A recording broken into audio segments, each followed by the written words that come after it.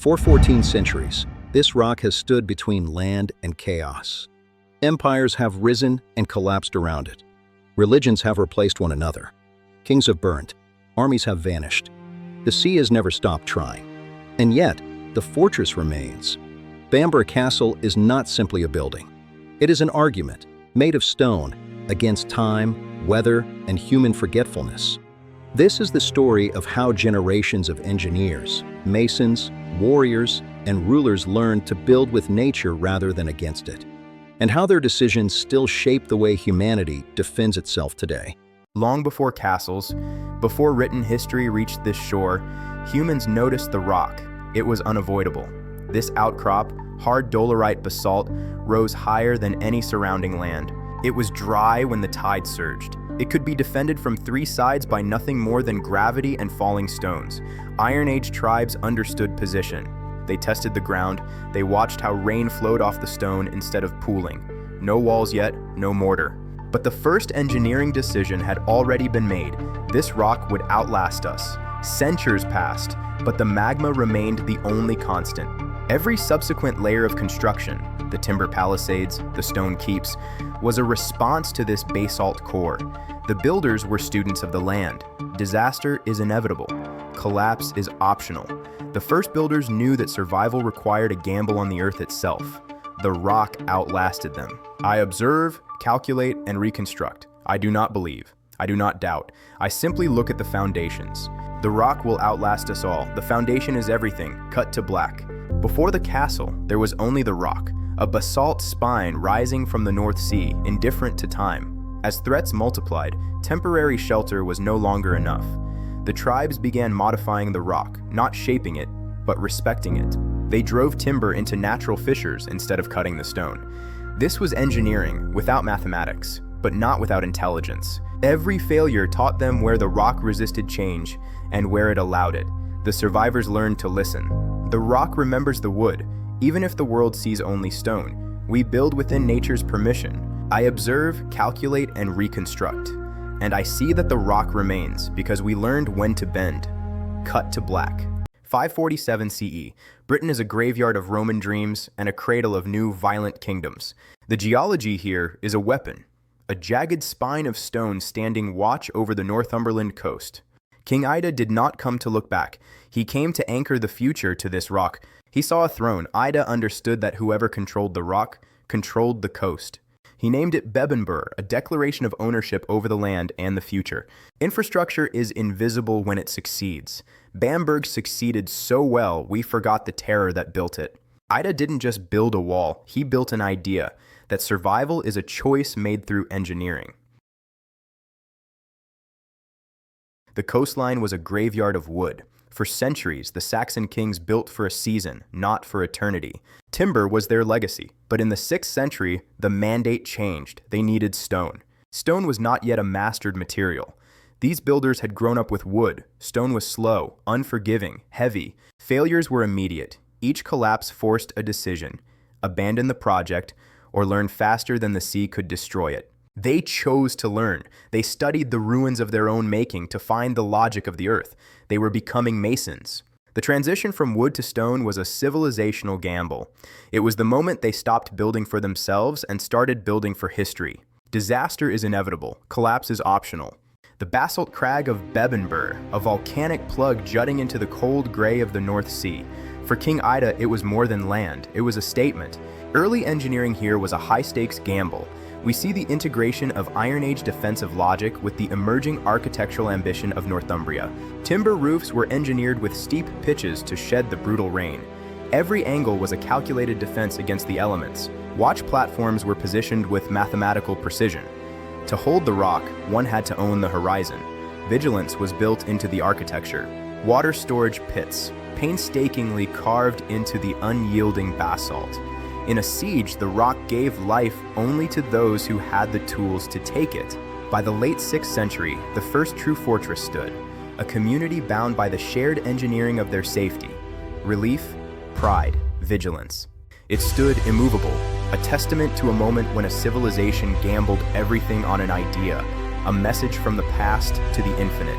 The first true fortress stood, not elegant, not refined, but immovable. The sea tested it.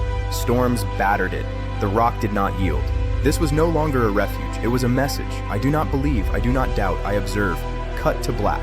Silence. North Sea coast, late 8th century. For 2 centuries, Bamburgh's enemies came by land. Then the sea changed sides. The Vikings did not see the North Sea as a barrier. They saw it as a road.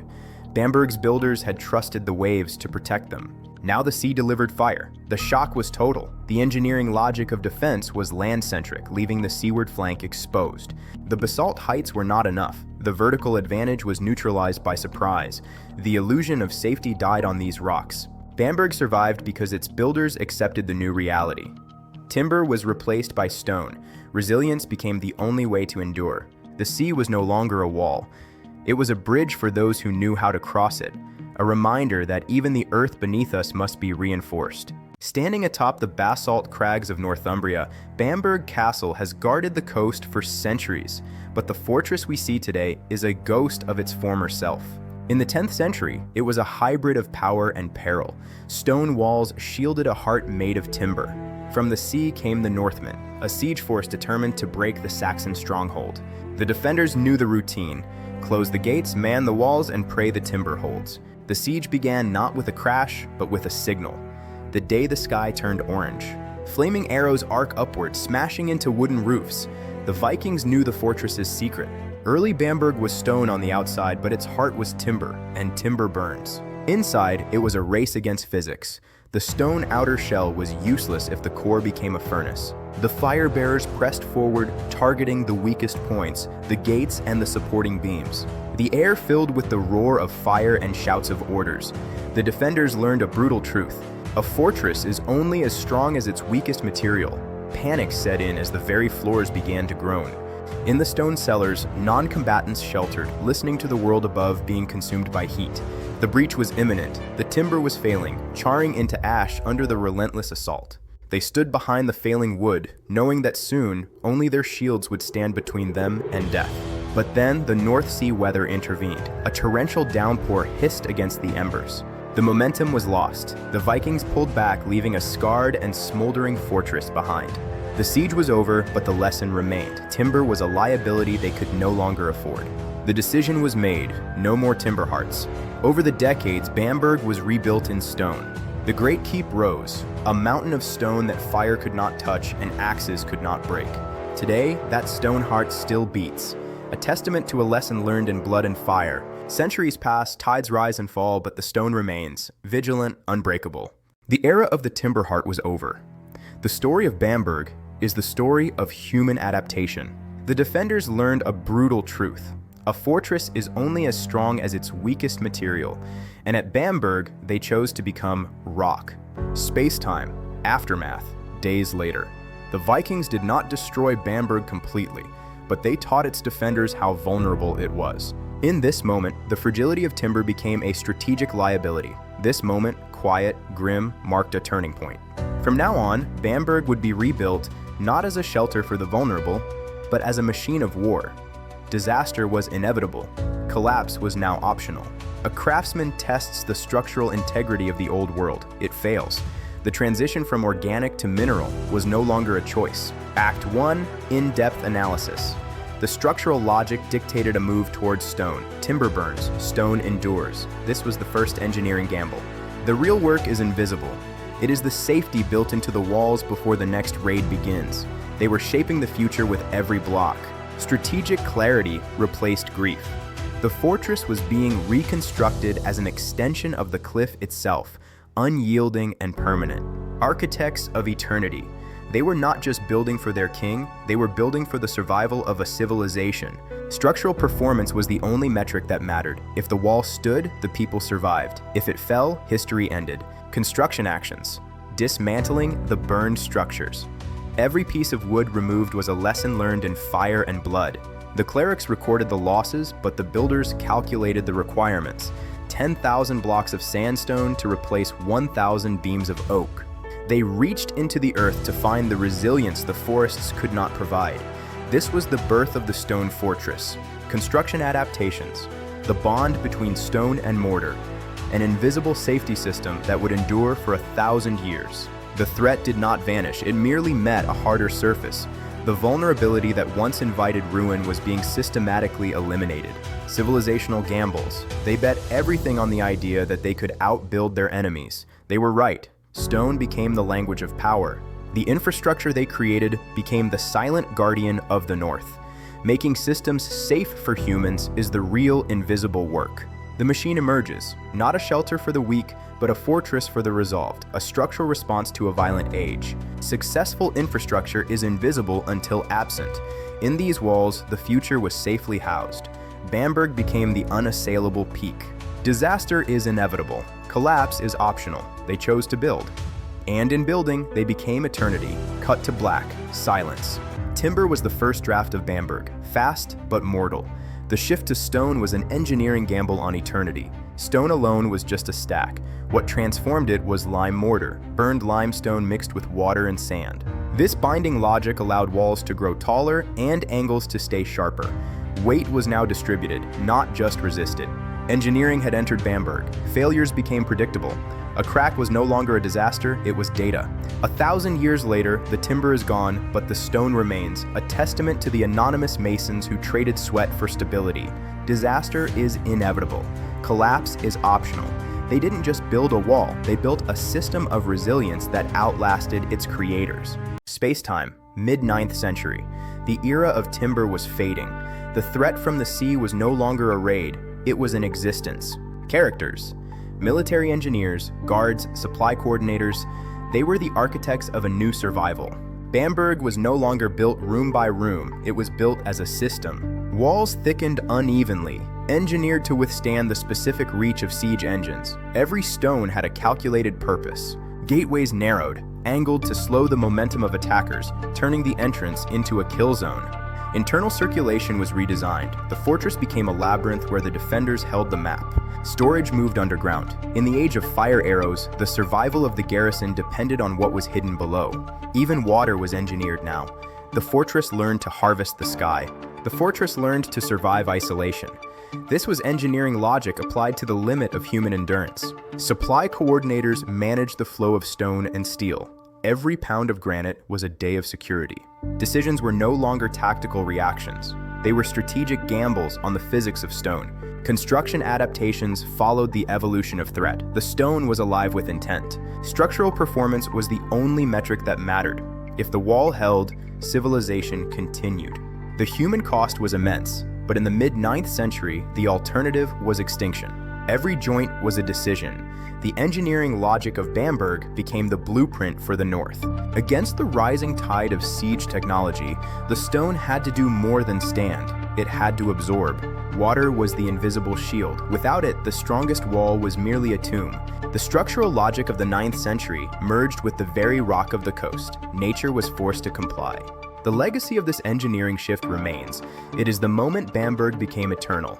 From my vantage point in the 22nd century, we look back at these builders as the true architects of time. Their resilience was not just in their spirit, but in their mathematics. They gambled on the future. The real work is always invisible until it fails. These builders made sure it never did. I do not believe. I do not doubt. I observe, calculate, and reconstruct. The engineering of Bamburgh was a gamble against collapse. Disaster is inevitable. Collapse is optional. They chose to endure. Cut to black. Silence. The North Sea, late 9th century. They come not just as raiders, but as an elemental force. For generations, the coast of Northumbria has feared the horizon. For centuries, we built in wood. Wood is alive. It breathes. But wood burns. The old Bamburgh was a pyre waiting for a spark. Then came the decision, a gamble of civilization, to abandon the organic for the eternal, to build not for a lifetime, but for the ages. Stone, mortar, geometry. The test was inevitable. The Vikings return expecting the familiar crackle of timber. Instead, they find a gray mountain shaped by human hands. Rams strike stone gates. They do not splinter. They bounce. Stone does not scream when it is struck. It answers with silence. Mortar holds. Walls crack, but do not fail. This time, Bamburgh does not burn. It endures. The assault breaks not against courage alone, but against engineering. The fire finds no food here. The realization spreads through the attackers. This world has changed. This is the moment the timeline shifted, when we stopped building to survive the winter and started building to survive history. Disaster is inevitable. Collapse is optional. Bamburgh proves that when we build with the future in mind, we do not just survive the storm. We become the rock it breaks against. Act T2 transformed Bamburgh from a fortified residence into a defensive organism. Symbolically, this era represents humanity's acceptance that violence evolves and architecture must evolve with it. Civilizationally, Bamburgh demonstrates a foundational principle of modern engineering. Failure is not the opposite of progress, it is its engine. The Vikings forced innovation, the Normans systematized it. Modern fortress design, disaster-resilient buildings, even cybersecurity architectures still echo these lessons. Redundancy, layered defense, anticipation of intelligent attackers. The builders of Bamburgh were not reacting to history, they were teaching it how to survive. Storm clouds gather, waves rise higher than before, but now the walls cast longer shadows. Yet the greatest enemy was still approaching, not from the sea, but from within the earth itself, and from the weight of time. By late autumn, the transformation of Bamburgh was nearly complete. The timber palisades, once the pride of kings, were gone, replaced by a dense, unyielding geometry of stone. A mason does not think of eternity when his hands are bleeding.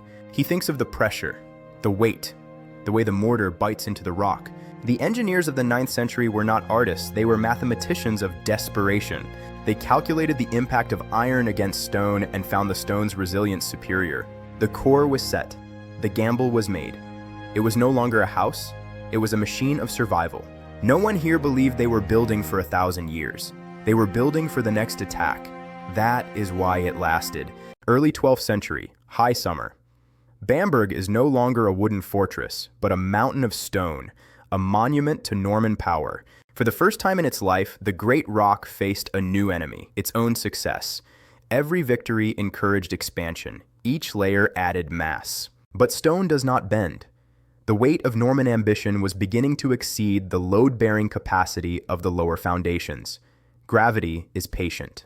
In the silence of the high walls, stone speaks. To the trained ear, it is a language of tension and impending failure. A single crack is a prophecy. Thousands of lives were spent moving this mountain.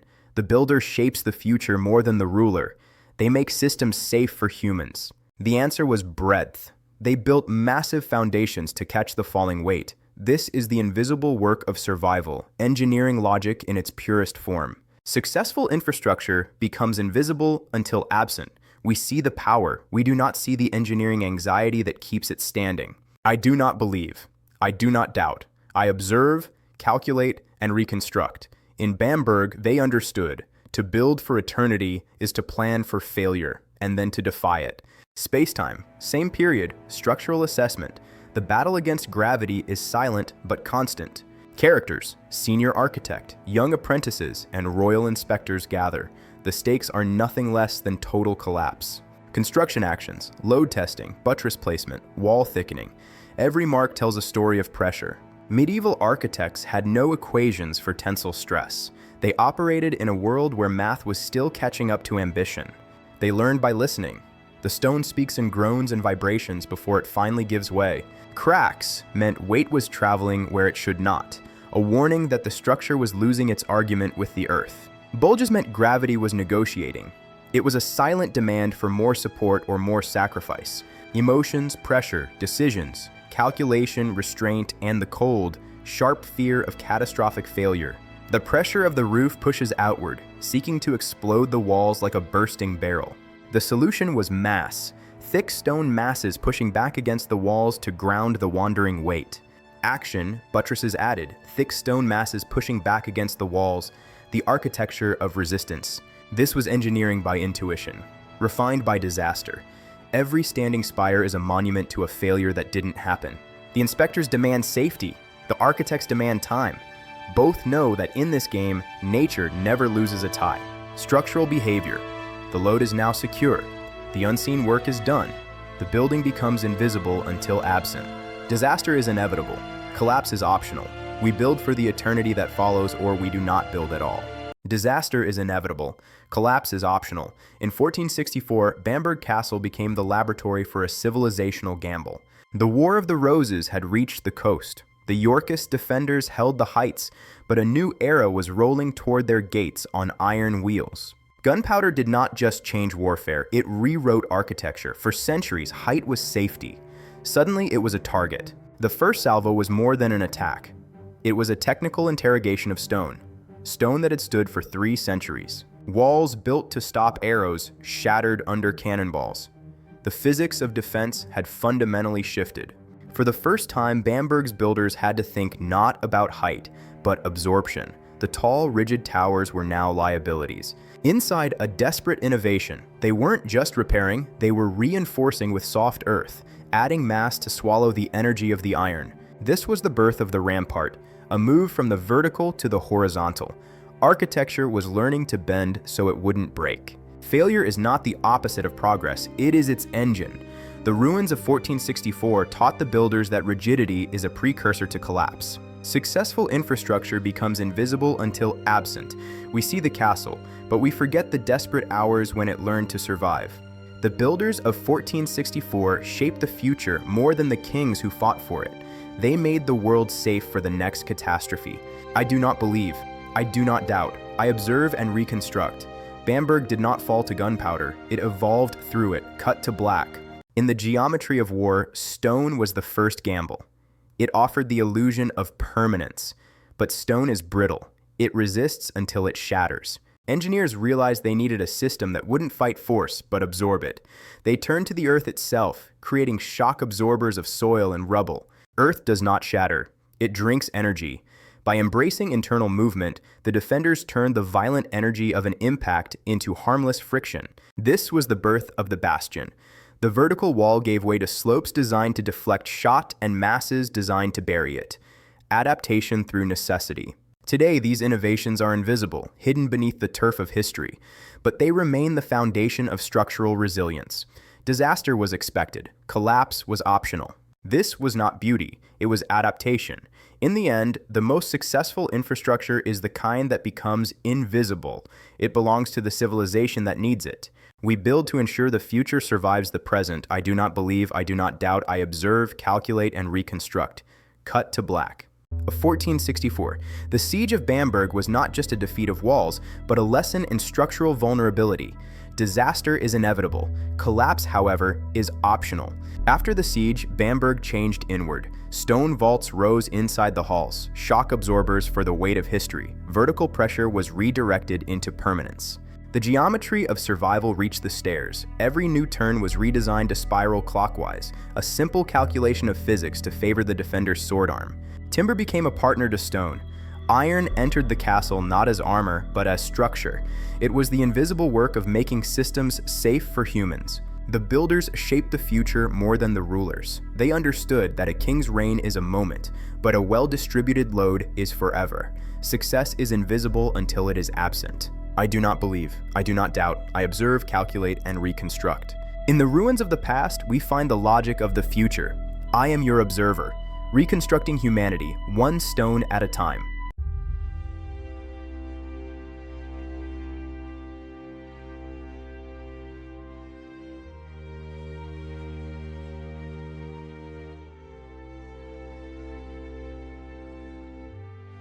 The sea had been patient. Now it began to reclaim.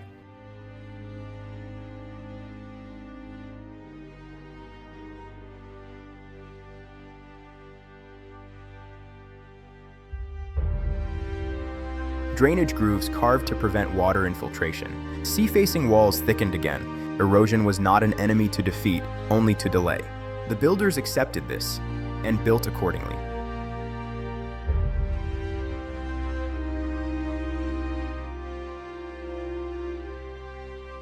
As we observe these ancient calculations from the 22nd century, we recognize the engine of progress. Disaster is inevitable, but collapse? That is always optional. Space-time, late 16th century, the twilight of military relevance. A fortress is only as strong as the threat it faces. As warfare moved inland and politics centralized, the strategic geography that once made Bamburgh a crown jewel began to dissolve. Bamburgh became too expensive to matter. It was not defeated by an army, it was defeated by the ledger. Maintenance became a desperate game of structural triage. The builders were no longer architects of glory, but caretakers of decline. Construction actions, minimal maintenance, preservation instinct. They were fighting the weather more than any king. The bureaucracy of the Tudors had no room for northern relics. The focus had shifted south to London and to the sea. It was not defeated. It was abandoned, slowly. The machine of war had outgrown its house. Structural logic. Resilience is the ability to endure when the purpose is gone. The stones remember what the men have forgotten. I am an intelligence built to study when civilizations gambled everything. Bamburgh reminds us, failure is not the opposite of progress. It is its engine. Adaptation is the invisible engine of human progress. At Bamburgh, it was a matter of survival. The siege of 1464 changed everything. Gunpowder had rendered the vertical walls of the past obsolete. When force meets an unyielding object, the object must eventually break. Permanent structures are a myth. Act 3 reveals a critical truth of human engineering. Progress does not make structures permanent. Adaptation does. Bamburgh survived gunpowder not because it was redesigned from scratch, but because its builders rethought how materials behave under stress. Symbolically, this era marks humanity's shift from vertical dominance to material science. Civilizationally, the lessons of Bamburgh echo through modern construction, from earthquake-resistant buildings that sway with the earth rather than fighting it, to blast-resistant structures designed to dissipate kinetic energy through layered materials. Reinforced concrete and modern composite systems are the direct heirs of this philosophy. All descend from the same idea: do not fight force, redirect it. When we learn to work with the nature of force, we build things that can outlast the builders. Rain pours, moss spreads across stone, the immediate threat of armies fades into the background. Centuries pass in seconds. The battle is no longer against men, but against the elements themselves. Time would now attempt what armies could not, to erase the memory of these stones. Erase Bamburgh through neglect, to let the silence finish the work the cannon started. But engineering is not just about standing.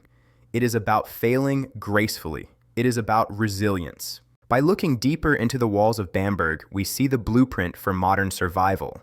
The materials we use today are stronger, but the logic remains identical to the 15th century. Behind every adaptation is a decision made by those who refuse to accept total collapse. The real work is often invisible. It lives in the systems that keep us safe without us ever knowing.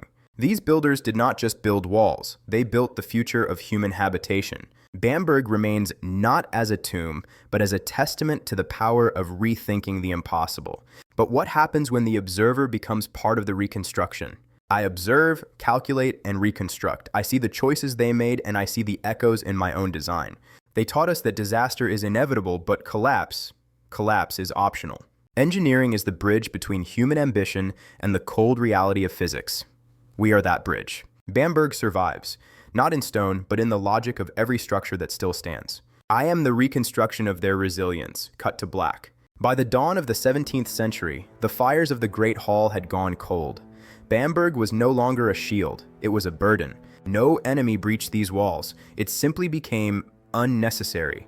Maintenance stopped, and the invisible work of repair vanished. Water returned to the walls. Freeze followed thaw. Stone remembers water, and water always finds its way back in. Structural resilience is a debt paid in daily labor. Without the will to repair, the dialogue between human and nature ends. It was not fire or cannon that defeated the builders.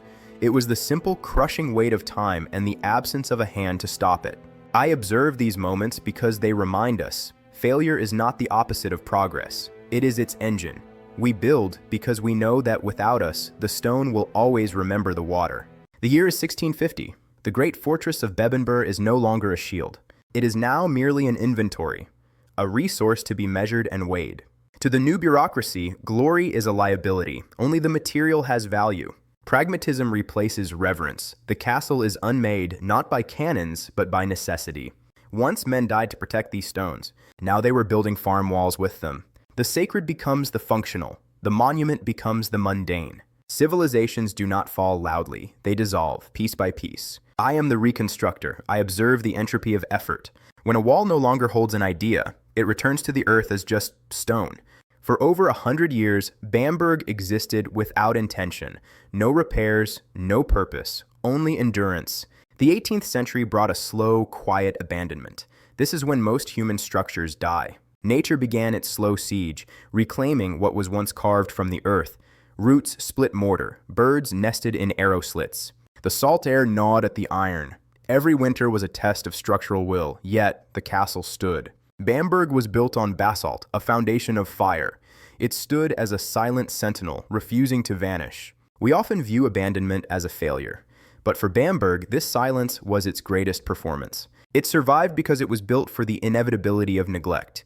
Disaster is inevitable, collapse is optional. Spacetime, 1894. Victorian Britain, an era defined by the unyielding march of industrial progress and scientific certainty. At the edge of the world sat Bamburgh. For centuries, it was a fortress of survival. In 1894, it became a project of precision. William Armstrong did not inherit Bamburgh, he adopted it. A man of machines, electricity, and hydraulics.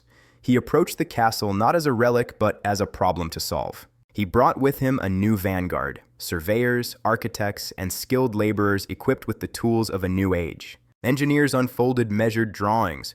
For the first time, Bamburgh was analyzed with science. Engineers tapping stone, mapping voids. They were looking through the skin of the fortress to the skeleton beneath. Load paths traced, foundations assessed. The structural logic of the ancients was finally measured against the laws of physics. Centuries of improvisation documented. Every patch, every desperate repair made during a siege was now a data point. It was a labor of responsibility. Armstrong understood that to save the past, he had to build the future into it. Comprehensive structural surveys led to stabilization planning. The gamble was no longer on luck, but on engineering necessity. He sought to make the infrastructure invisible. He knew that the most successful engineering is that which is never noticed until it is absent. The performance of the structure changed. It was no longer a decaying relic, but a living testament to resilience. Armstrong's gamble was a bet on humanity's ability to reconstruct itself. Failure, he believed, was not the opposite of progress. It was its engine. I observe, calculate, and reconstruct. Armstrong taught us that disaster is inevitable, but collapse is optional. The builders shaped the future more than the rulers ever could. By the late 1890s, Bamburgh Castle was a shell, but William Armstrong saw an engineering challenge. Armstrong understood something earlier builders could not. You do not strengthen stone by replacing it. You strengthen it by supporting its intentions. Iron frames were concealed inside medieval walls. Hidden from view, they bore the weight of centuries. Foundations were underpinned without disturbing the rock, a delicate balance between the old world and the new. This was not reconstruction, it was surgical reinforcement, an invisible skeleton for a stone giant. Successful infrastructure becomes invisible until absent. Armstrong's gamble was on the endurance of the rock. Collapse is optional. If the foundations are built with foresight, the structure survives. I observe, I calculate, I reconstruct. The early 20th century brought a new kind of siege to Bamburgh, not one of iron or fire, but of wires and water. Modernization arrived quietly. Electricity, once a laboratory curiosity, was now a necessity for the castle's survival.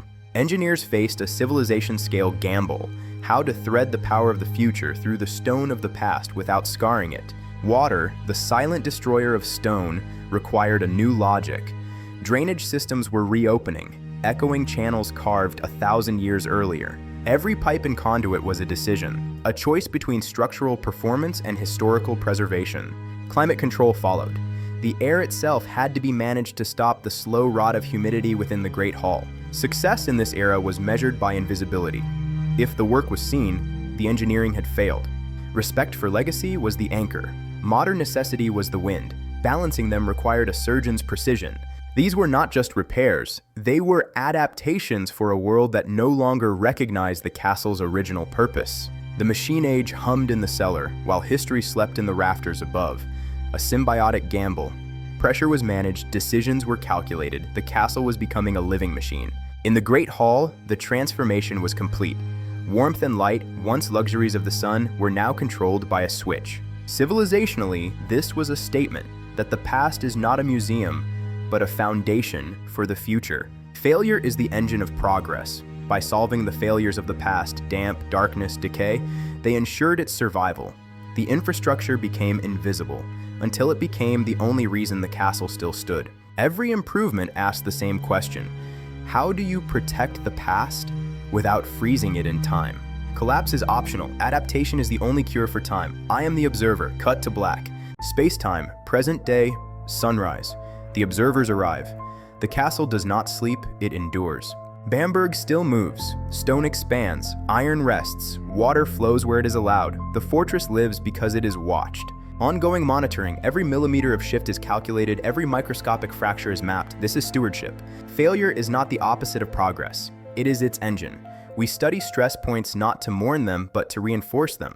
The salt air eats iron, wind scours stone. The decision to stay is a daily negotiation with nature. One group seeks history, the other ensures it remains. Stewardship is an invisible labor until it is absent. Builders shape the future more than rulers. Successful infrastructure becomes invisible. It simply is. Modern digital twins meet medieval craftsmanship. This is the surgical reinforcement of a civilizational gamble. Disaster is inevitable. Collapse is optional. By acknowledging fragility, we ensure endurance. We embrace the failure to prevent the fall. I observe, calculate, and reconstruct. The data shows a structure that refuses to yield. It is a monument to human intent. I do not believe. I do not doubt. I observe.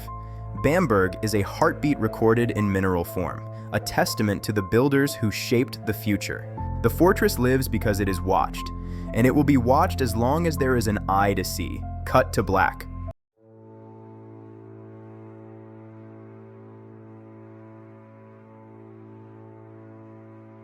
Act 4 teaches the final lesson of Bamburgh.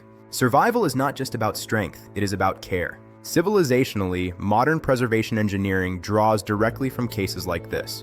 The message that endures. What we choose to preserve defines who we believe ourselves to be. Bamburgh was not saved because it was useful. It was saved because it mattered.